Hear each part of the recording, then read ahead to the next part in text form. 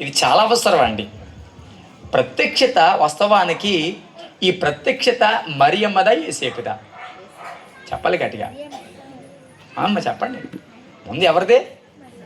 మరియమ్మదే. యేసేపుకి తెలిసింది, విడిచిపెట్టేద్దాం అనుకున్నాడా లేదా? అప్పుడు ఎవరల్లా పని అవ్వదని దేవుడు ఎవరిని పంపించాడు? మళ్ళా దేవదూతనే పంపించి స్వప్నం మంది మాట్లాడాడు. యేసేపు నువ్వు అనుకున్నట్లుగా ఇంకొకలా కాదు గర్భం దాల్చింది, పరిశుద్ధాత్మ ద్వారా ఆమె గర్భం దాల్చింది, కాబట్టి ఆమెను చేర్చుకున్నట్టుకు భయపడకము అని అన్నాడు. హల్లెలూయా. ముందు మరియను దేవుడు బలపరిచాడు, ఇప్పుడు చెప్పండి యేసేపును బలపరిచాడు.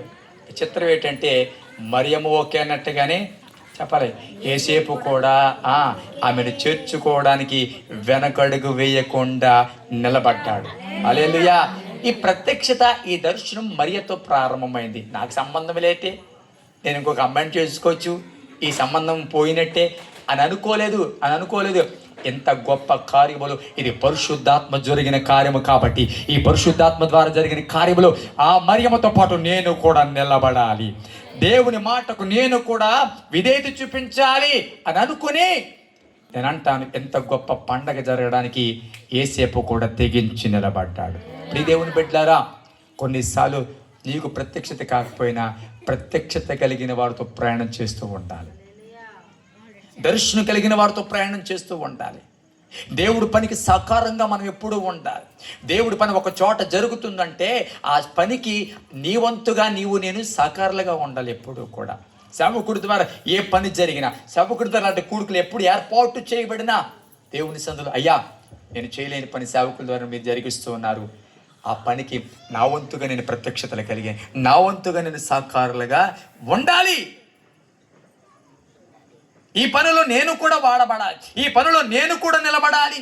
ఈ పనిలో ప్రభువా ఈ గొప్ప కార్యములో ఎంతమంది రక్షణ పొందడం విషయంలో, ఇక్కడ సువార్త ప్రకటించబడే విషయంలో నేను కూడా సహకారంగా నిలబడాలి. ఓ మాట చెప్తాను, గమనించండి. మరియమ్మ ప్రత్యక్షత, యేసేపు ప్రత్యక్షత చెప్పండి ఒకటైపోయింది. హల్లెలూయా, హల్లెలూయా. ఇద్దరు ప్రత్యక్షతలు, ఇద్దరు దర్శనాలు ఒకటైపోయాయి. అందుకే చెయ్యి విడిచిపెట్టకుండా మరియమ్మను నడిపిస్తూ వచ్చాడు. ప్రత్యక్షత ఒకటైతే, దర్శనం ఒకటైతే నేను అంటాను దేవుని సందులో ఆ ఫలితం వేరేగా ఉంటుంది, ఆ అద్భుతం వేరేగా ఉంటుంది, ఆ కార్యం వేరేగా ఉంటుంది.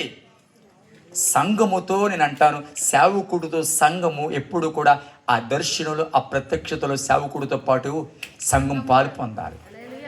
సంఘం ఎప్పుడు కూడా ఆ ప్రత్యక్షతలో, ఆ దర్శనంలో నేను కూడా సేవకుడితో ఉంటాను, నేను కూడా ఆ ప్రత్యక్షతలో ఉంటాను, నేను కూడా ఈ పనుల్లో నిలబడతాను అని అనుకుని నిలబడేవారు కావాలి. ఎప్పుడైతే అలా నిలబడతారో గొప్ప క్రిస్మస్ జరుగుతుంది. హల్లెలూయా. గట్టిగా చెప్దాం అందరూ. ఆకలేస్తున్నారు అందరూ. ఎంకల బ్యాచ్ అందరికి ఆకలేస్తుంది.